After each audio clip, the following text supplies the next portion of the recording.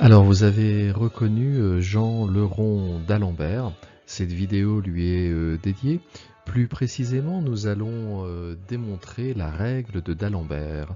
Alors la règle de d'Alembert, vous la connaissez puisque en exercice on l'a déjà utilisée quelques fois. Vous savez que l'hypothèse sur notre suite est qu'elle doit être à terme strictement positif pour n assez grand, et le quotient un plus 1 sur un doit tendre vers une certaine limite.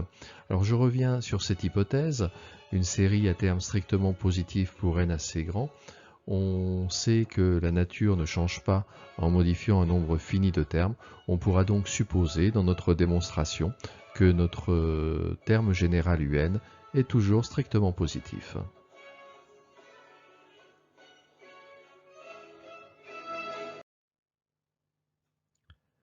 Avant de passer à la démonstration du théorème, je vais exposer l'idée principale sur un exemple. Donc je considère une suite un strictement positive telle que la limite de un plus 1 sur un est égale à 0,6. Je peux ainsi dire que pour n assez grand, on a un plus 1 sur un qui est toujours égal à 0,6. Alors là, normalement, vous devez réagir parce que ça, c'est une grosse erreur. Oui, c'est une grosse erreur parce que dire qu'une suite tend vers 0,6, ça ne signifie pas qu'à un certain moment, tous les termes de la suite seront égaux à 0,6. Ça, c'est une erreur que commettent parfois les étudiants. C'est bon que vous ne la commettiez pas. En revanche, ce que je peux dire, c'est que pour n assez grand, on a un plus 1 sur un qui va être compris entre 0,5 et 0,7. Ça, je peux le dire et je justifierai que précisément et rigoureusement que je peux dire cette égalité. Donc pour fixer les idées, pour n assez grand, imaginons que ce soit à partir d'un petit n qui est plus grand que 10, que l'on ait toujours cette inégalité-là, et ben on peut dire que pour tout n supérieur ou égal à 10, on a 0,5 un qui sera plus petit que un plus 1, qui sera plus petit que 0,7 un. Alors regardons un peu ce que l'on va pouvoir en déduire. Je vais regarder simplement cette inégalité-là. Donc comme cet encadrement est vrai pour n supérieur ou égal à 10, la première fois où c'est vrai, c'est avec U11 qui sera plus petit que 0,7 U10. J'aurai ensuite U12 qui sera plus petit que 0,7 U11. Mais comme U11 est lui-même plus petit que 0,7 U10, on peut dire que ça va être plus petit que 0,7 au carré U10. Après, je peux écrire encore cette inégalité-là avec U13, qui va être plus petit que 0,7 U12. Je pourrais écrire que U14, c'est plus petit que 0,7 U13. Et puis à chaque fois, utiliser l'inégalité que j'ai obtenue précédemment. Comme U12 est plus petit que 0,7 au carré U10, quand je multiplie par 0,7 ici, je vais avoir comme majorant 0,7 au cube U10. Et là, vous comprenez qu'on aura 0,7 puissance 4 U10. Si je regarde avec un U indice n, avec un U indice n, on pourrait facilement montrer que ça va être inférieur ou égal à 0,7 fois une certaine puissance fois U10. Quelle est cette puissance? Si vous regardez un petit peu les indices ici et l'exposant qui est là, il y a une différence de 10. Donc ce serait n-10. Donc là, à chaque fois que n est supérieur ou égal à 10, j'ai cette inégalité-là. Alors je vais noter Vn ce terme, et donc ce que j'ai, c'est pour tout n supérieur ou égal à 10, j'ai Un qui est positif et qui est plus petit que Vn. Donc ça nous fait penser à un théorème, le théorème de comparaison des séries à termes positifs. On sait que si la série de termes général Vn converge, alors la série de termes général Un va converger. Or, la série de termes général Vn, si on travaille un petit peu sur le terme Vn, vous voyez, on peut dire que c'est U10 fois 0,7 à la puissance moins 10 fois 0,7 à la puissance n. Ça, c'est une certaine constante. Donc, on a de la forme une constante fois une constante puissance n. On reconnaît que Vn est un terme géométrique. En fait, on a majoré notre terme général un par le terme général d'une série géométrique de raison 0,7. Imaginons maintenant qu'on ait la limite de un plus 1 sur un qui soit égale à 1,3. Et bien là, je pourrais dire que pour n assez grand,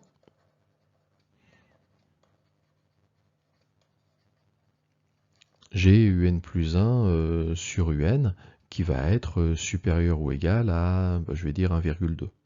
Donc comme un est positif, ça revient à dire que l'on a un plus 1 qui est supérieur ou égal à 1,2 fois un. À partir de là, mon n assez grand, si par exemple c'est à partir, on va dire encore de 10, ça veut dire que j'ai cette inégalité pour tout n supérieur ou égal à 10.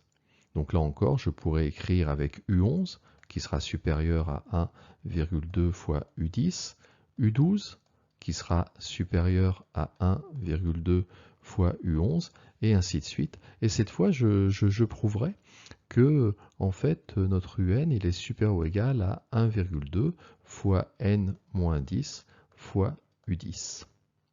Et comme ici on a un terme géométrique de raison 1,5 et que u10 est strictement positif, on sait que lorsque n tend vers l'infini, eh bien ceci va tendre vers l'infini. Donc on trouve que la limite de un est égale à plus l'infini, donc notre série est grossièrement divergente.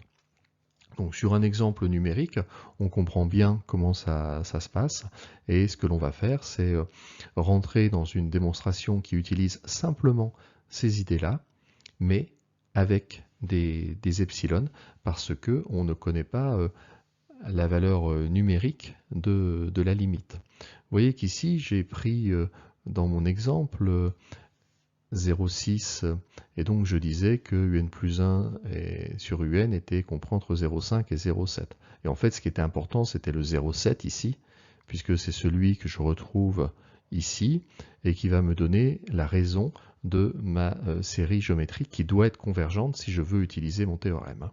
Donc là, en fait, dès que j'arrive à mettre un nombre qui est strictement inférieur à 1, j'aurai affaire à une série qui converge. Donc si j'avais eu, par exemple, la limite de un plus 1 sur un qui était égale à 0,9, j'aurais pu dire que pour n assez grand, j'ai un plus 1 sur un qui est inférieur à 0,95. Et je me serais retrouvé ici avec un 0,95, ça continue à converger. Si j'avais eu un 0,99, eh bien, cette fois, je ne pouvais pas dire que un plus 1 sur un était plus petit que 0,95 pour n assez grand, mais j'aurais pu dire que c'était plus petit pour n assez grand à 0,999. Et là, j'aurais eu mon 0,999 à la place du 0,7, et ça donnait encore un terme convergent. Donc ce qui est important de comprendre, c'est que suivant la valeur de la limite, si elle est inférieure à 1, et strictement, on va toujours pouvoir majorer par une série géométrique dont la raison sera strictement inférieure à 1. En revanche, quand la limite elle est strictement plus grand que 1, eh bien on va toujours pouvoir minorer notre terme général par un terme géométrique qui aura une raison qui sera supérieure à 1 et donc qui tendra vers l'infini. Vous voyez, si par exemple la limite n'avait pas été 1,3 mais 1,1, j'aurais pu dire que pour n assez grand, on a un plus 1 sur un qui est supérieur ou égal à 1,05. Et là, au lieu d'avoir le 1,2 à la puissance n-10, j'aurais eu le 1,05 qui tend 1,05 à la puissance n, ça tend vers l'infini puisque c'est strictement plus grand que 1.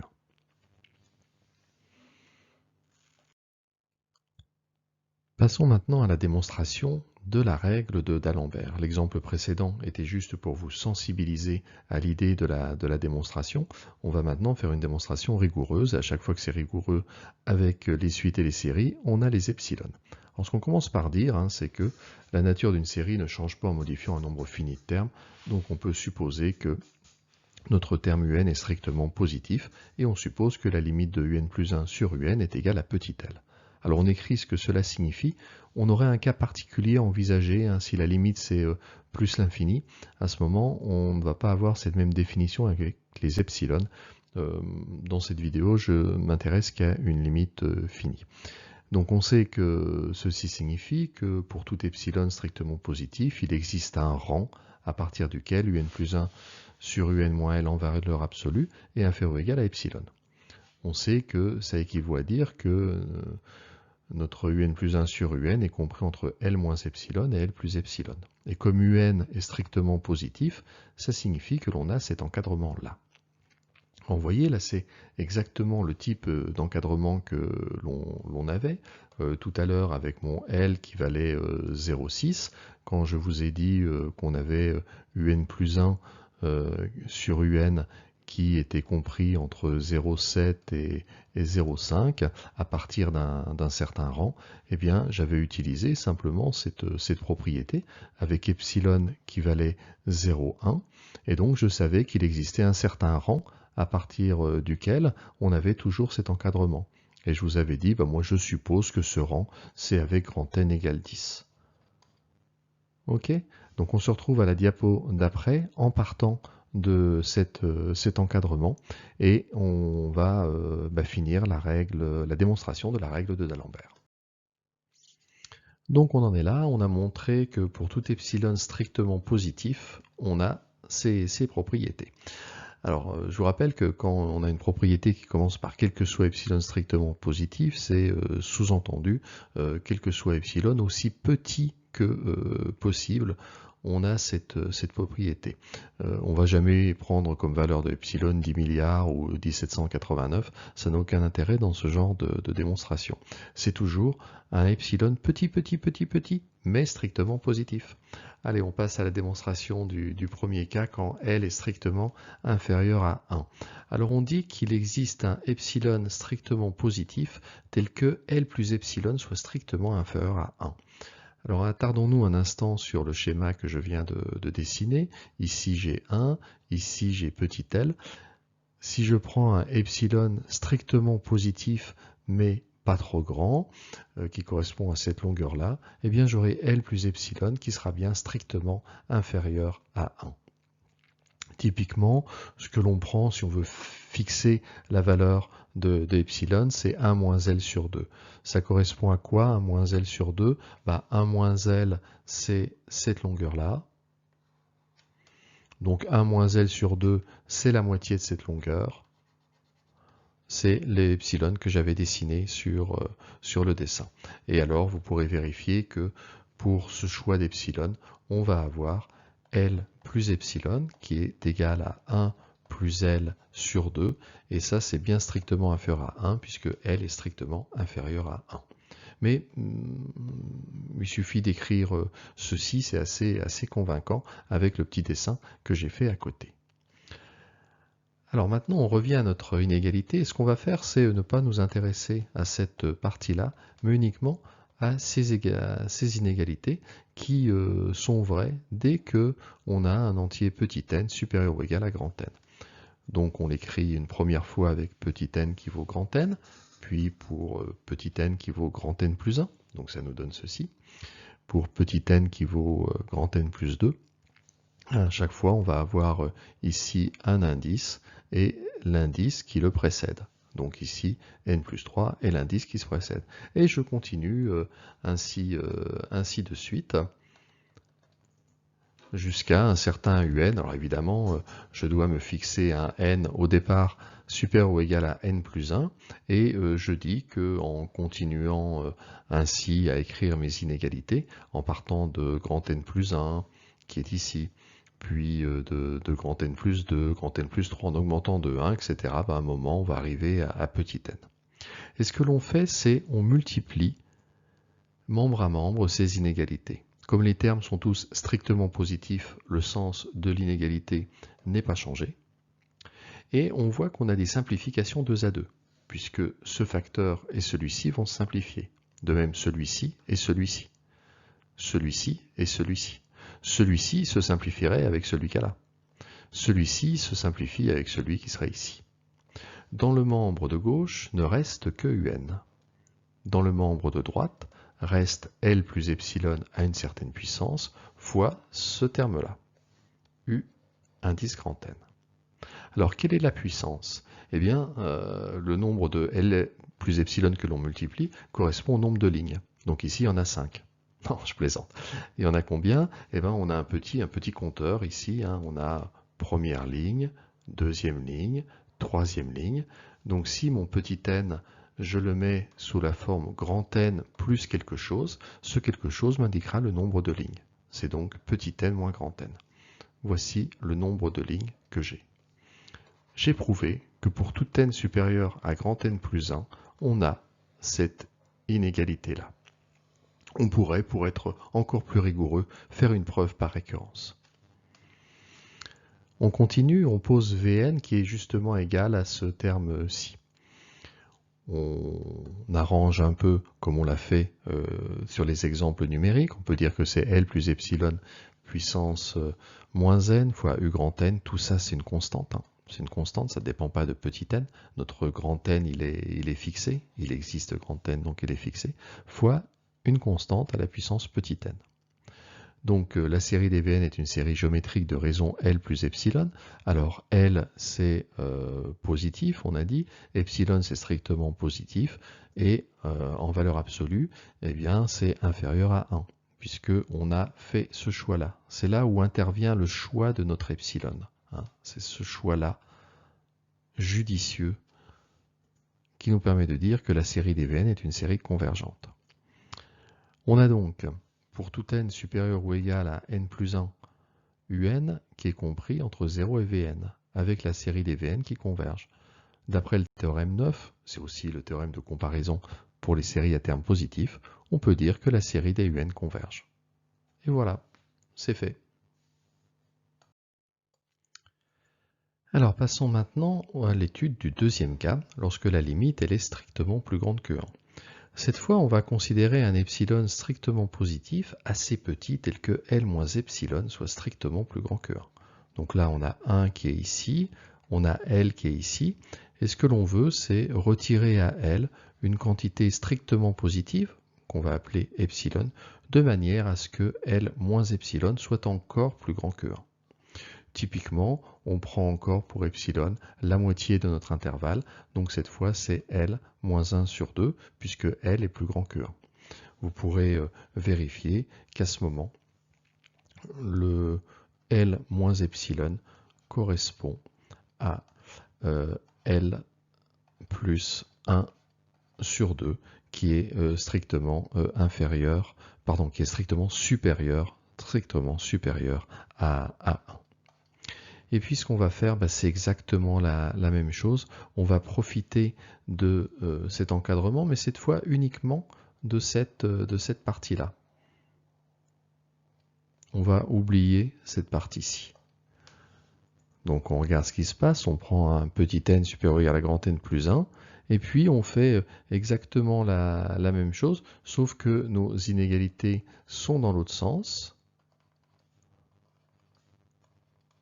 et que c'est un L moins epsilon.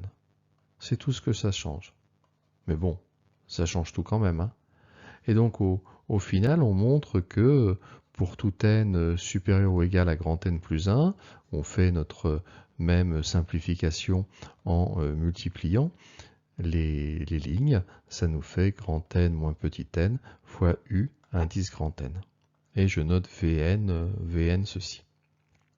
Là, Vn, c'est toujours quelque chose de géométrique, puisque c'est une constante fois une constante à la puissance petit n. Donc la suite Vn est une suite géométrique. De quelle raison? De raison L moins epsilon. Et notre epsilon, il a été choisi comment? Il a été choisi justement de manière à ce que L moins epsilon soit strictement plus grand que 1.